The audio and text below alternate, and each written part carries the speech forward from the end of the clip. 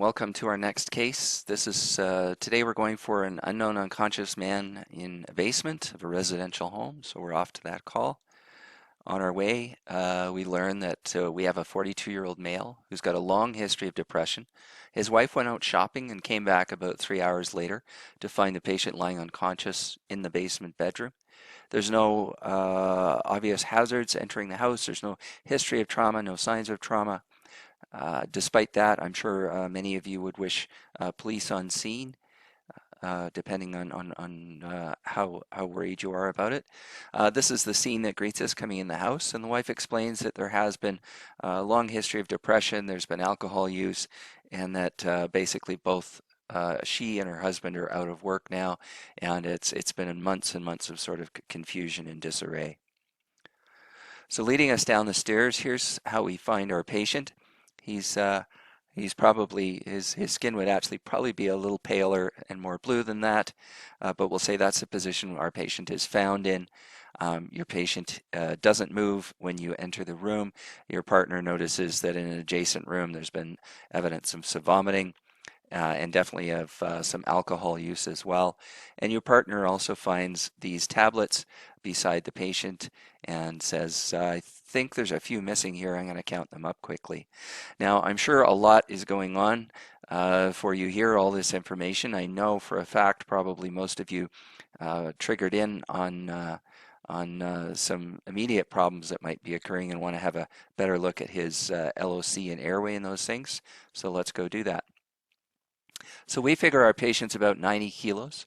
Again, there's no history of trauma or signs of trauma that we can see. He is a solid GCS3 with no response to pain whatsoever. The airway is opening with some gurgling, and perhaps you're already thinking suctioning. I know I would be. Shallow respirations, and that I'm sure is provoking you towards a bag valve mask and OPA, and considering all the other things you might do to BLS the quote-unquote crap out of him, potentially even thinking ahead to more advanced airways if things aren't reversible. So the radial pulse is absent, and he's got a carotid pulse. It's weak at 125. And again, the history around this event, the depression that this patient's been experiencing has worsened after difficulty with locating a job, finding a job. Your partner is telling you, I think there's about 15 of these pills missing. And I'm sure even before you begin your physical exam, you're going to be telling your partner, you know, I want some things done. I want a full set of vitals. I want, I want BGL. I want temp. I want blood pressure. All those good things, and 12 lead possibly, and 2 large bore IVs. Again, there's probably no good reason to start saline locks on these patients. Even if their blood pressure appears normal, that can change with overdose patients very, very quickly. So let's have a quick look at what we're going to find on our physical exam before we get those vitals back.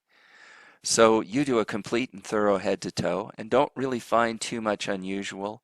Airway's been suctioned, some vomit in there, not a lot. There's no signs of trauma anywhere, no history of trauma. Air entry is clear and equal. This very important. Looks like our patient, if he did vomit into his airway, at least has not aspirated anything yet. Abdomen is negative for findings. And let's take a look at our current vital signs. So here's where things sit currently. That's an old blood pressure, I think. Let me renew that for you. Heart rate's 126, and I'll give you a minute to have a look at that 4 lead. We'll have a 12 lead for you shortly. And SpO2 quite low. This would be the initial sort of setting on the SpO2. Your partner is ventilating the patient now. Similarly, this is the initial reading you got on your end-tidal O2. Your partner, of course, is ventilating the patient now, so that's inclined to change. So that's our new blood pressure. So have a quick look at that and put that together with the other vital signs. You can see that SpO2 and EtCO2 are improving a little bit with ventilation, but that's about all we got going in our favor here. So perhaps let's take a look at our patient's 12 lead, see what's going on there.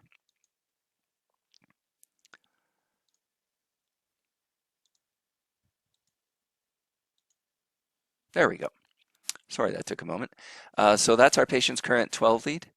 And again, you can pause the video to have a quick look at that and see what you think of that. And I will move on to your ample. It looks like the patient is allergic to shellfish. The only medication he's taking is the one that was found at his side, the amitriptyline. Past history of depression over several years, and of course that's worsened recently. And in terms of last 8, there's breakfast, which he had. His wife saw him eat breakfast, and then evidence of lots of alcohol ingestion, as well as whatever he took in terms of pills. So as always, now we're moving over into what would you do now? Thanks for listening.